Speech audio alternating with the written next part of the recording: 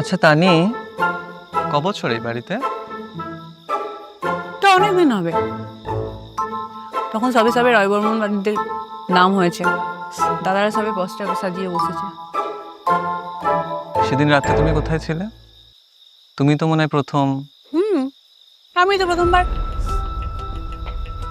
বড্ডা মানে রুদ্রদাদাবুর ঘরে গিয়ে দেখি খাটের ওপর উপর হয়ে শুয়ে আছে।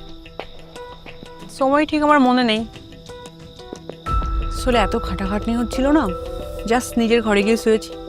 তারপরে তো খাওয়া দাওয়া হয়েছিল, নিজের ঘরেই শুয়েছিলাম। তবে হঠাৎ করে এত বেগ চেপে গেল। ওয়াশরুম যেতে গিয়ে দেখলে, তাই তো?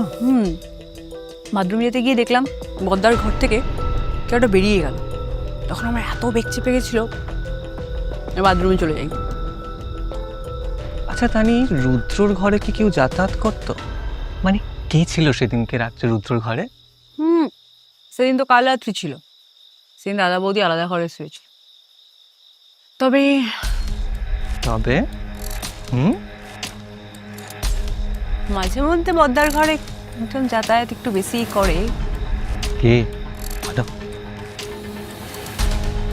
মেচে বৌদি।